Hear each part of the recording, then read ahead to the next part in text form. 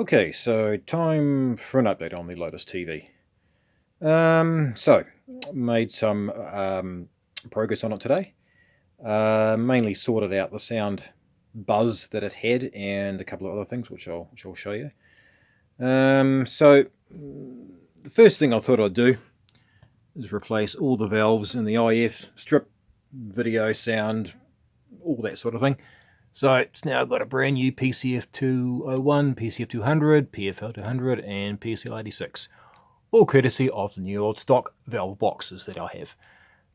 I've got heaps of second-hand ones, but if I've got new ones, I might as well use them. So there's a whole nice new set of valves there. And yeah, I did notice a slight improvement, especially with the sound and its issues when I replaced the PSL 86. Yeah, so I thought, well, okay, that buzz, and there's also slight distortion. I thought, okay, that's something up with the, or maybe something up with the ratio detector, because somebody has been at this before, and I thought to myself, what's the bet? Someone's probably tweaked the ratio detector coil. No doubt they've probably turned the iron slug to try and compensate for the fault that was already there. And I happened to notice this little beauty here, this 4 microfarad, one of these little Phillips capacitors. And I thought to myself, what's the bet that's crook or open?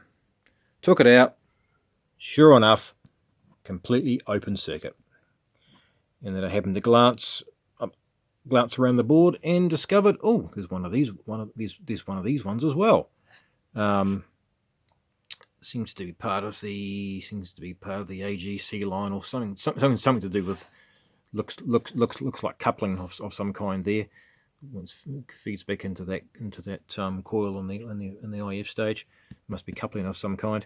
Yeah, and that was also open circuit as well. So I replaced them with a couple of modern electrolytics, one there and one there. Also replaced this cooked 8.2k resistor. It was looking quite charred, and I generally replaced that one as well. I actually changed it the other day actually because it was reading quite high. And yeah, and I definitely had a notable improvement in the sound, but there was still a lot of buzz and distortion. So I ended up tweaking the ratio detector, tweaking that one as well, and yeah, basically now the sound it's great now. It's clean, it's clear, it's not distorted, it's good. So I dare say someone had probably tweaked these two coils probably to try and compensate for the fault, thinking it was alignment, but actually it was probably that cat that had gone open circuit all those years ago. Yeah, so yeah, because yeah, there's nothing worse than having buzz or bloody distortion in the sound when you're trying to watch something. So what else did I do? I also now I'll go through the other circuit. Where is it? That one there. It's this one here. So this is the there's a small little board. That one up there, which has got that big old 0.47 German cap in there, which actually I tested it. It's fine. Checked it on my bridge. It's actually still tests perfectly fine. So I thought there was no point. That basically this one here going to ground. There's no point replacing it if it's fine. It's not even leaky, so I left it in place. Now this one here was slightly high. This 4.7 meg, that was slightly high, and that was slightly low. So I actually changed those two resistors. And there's also a 47k up in there as well, which read high. So yeah, these are these three components here which I changed. So that was reading close to 60k. One was one of these 4.7 meg. One was high, and one was low. That's the 8.2k resistor, which came. Sorry. Which 8.2k resistor, which came out of there. That was the old one. It read about 9.5, and I must just bloody change it for the hell of it, I guess. So yeah, so that's what I've pretty much done on this today. Just basically spent an afternoon, didn't spend all day on it like I did the other day. fitted a new PCL85 as well. The vertical was getting very slow to start, and it was sort of just, yeah, it was just doing some strange things when the set got warm. But yeah, there's not really much more to actually say about it. But my next thing to do, I'm going to recap the power supply, because there are some rather sad electrolytics in among all that, and it's actually the cause of the hum bars, or well, not the hum bars, the pitches got a ripple running all the way down it, and yeah, I'll fire it up.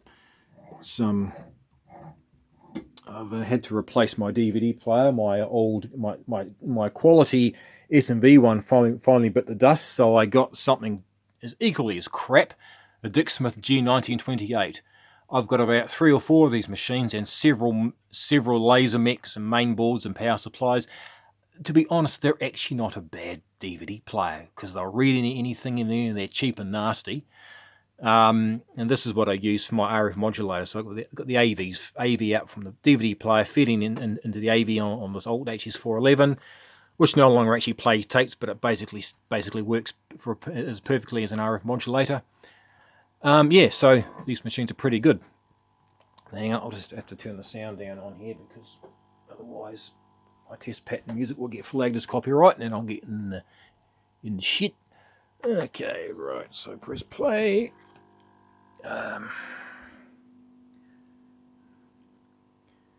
And as you can see, it's certainly looking a lot better. Nice and bright and crisp, but certainly improved. But yeah, it's, as you find, the hotter it gets, the worse it gets. But I did find actually turning down the brightness. See how the picture's kinking in. See how the picture's kinks in. And if you look at it, it actually moves. If you look at it, you can actually see it moving. Yeah, there it goes. You can actually see it moving down. Actually, what I might actually kill the lights. Back in a sec. I'll just kill the fluoros for a second. Hang on, back in a tick. Alright, not too sure how well the camera's... Oh, the camera appears to be filming it actually quite well in these low light conditions. Turn it off, and you can see the pretty valves glowing. There you go. Just like a Christmas tree. She's not sure how well the actual camera will let you pick it up. It's actually picking it up, but actually picking it up quite well. Yeah, so you can clearly see that lovely ripple going down the. As you increase it, it just gets worse. But yeah, that's basically yeah, there it goes. And yeah, I've actually put a cap meter on the caps I could get to, and they're all reading low. There's one that was down to about 2 UF, and when I bridged it out with a 100 watt 350 volt cap, bang! That basically those hum bars basically disappeared. So yeah, but it's certainly got a very, very good. Definitely the picture tube on this is excellent. In fact, it seems to get. To me, it actually seems to get better with use, actually, I think. Definitely seems to improve with use, this thing. It's, yes. Because I honestly, I don't know when the last time this thing even had an image, and I reckon this set would have been going probably at least 20, 30 years ago. But who knows? The fact that it's actually, the fact that it came close to being chucked in a rubbish bin or smashed, and it was saved by my good friend in those council flats. So yeah, and he kept it for all those years. So all right, I'll put some light back on. Actually, you can actually see it right in here anyway. So yeah. So what I'm going to do, I'll just turn the light. I'll just turn the lights. And I don't. Will the camera pick that up? Oh, yeah. Pick that up. It'll pick that up fine. Okay, I don't have to turn the fluoros on, so it'll flicker and carry on. You just have to listen to the vertical output transformer buzz away. So so looking at the power supply, it's just move that away. I shall push this forward a wee bit like that. Give me actually something to work on. Right, power supply. Where is the power supply? Power supply, where have you gone? Power supply, right, and yeah, the staples are rusted out of this thing as well. Oh, for goodness sakes, here we go. So,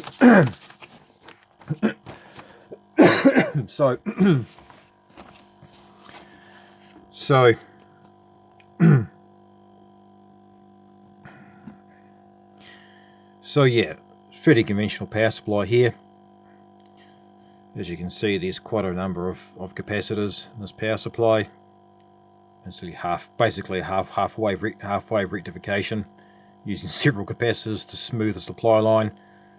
And then we've got the other diode there as well for the filament chain to ground. But yeah, so even though there's several caps here, well, because these are these funny sort of multi-section ones. Say there two.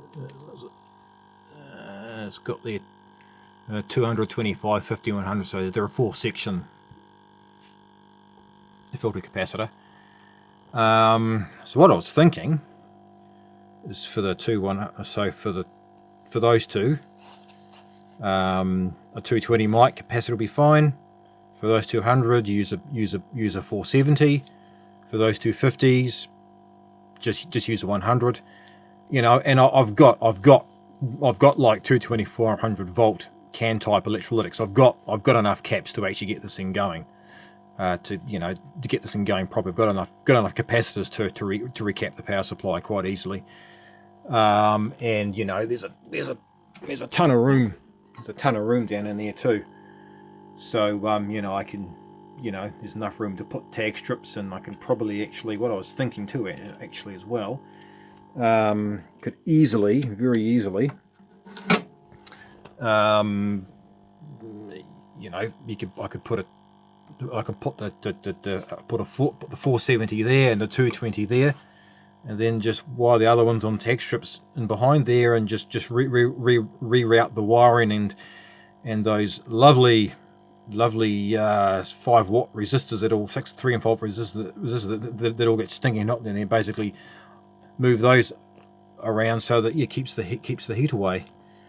Yeah, and I reckon that should get rid of all our wavy pitches and things like that. Yeah, and I've actually noticed too, the overwind is actually leaking slightly. It's actually leaking a wee bit of chroma actually comes out of that overwind. I can actually smell it too. Back in a sec. Sorry about that. Yeah, so I thought I'd actually show you this, which would be quite a hard case. Do not try this at home, but I can assure you this. I've done this, but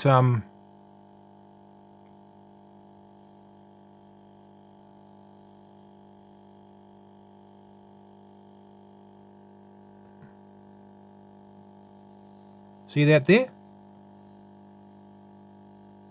That is my finger. I'm not no bull. That is my finger. That is my finger doing that, and it's not even hurting me. It's not giving me a shock. I've got very thick skin, so that's my finger doing that on the overwind, on the flat surface of the overwind. So I don't know whether that's cause for alarm or whether it's going to start. Basically, I was just doing this here. Like I said, don't go sticking your fingers on there or there or there. I'm not that stupid. I mean, I just thought, I wonder. So yeah, pretty cool. But no, just a weird sensation on the tip of my finger. It's fine. I think it does smell of ozone though, so I don't know whether it's going to do my finger any good, but yeah. So yeah, that's pretty much where we're at this stage. There's the new components that I installed sitting up there. Yeah, so all right, I will just put the camera down. I'll go and insert some more Monty Python, and you can hear how great the sound is now. Back in a sec. You can really see the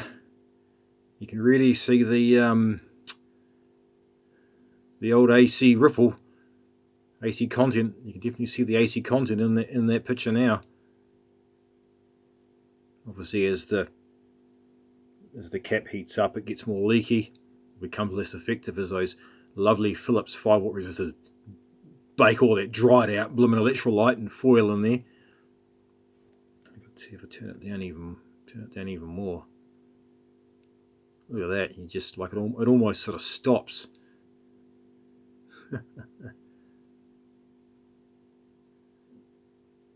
Yeah, look at that, bent like a banana.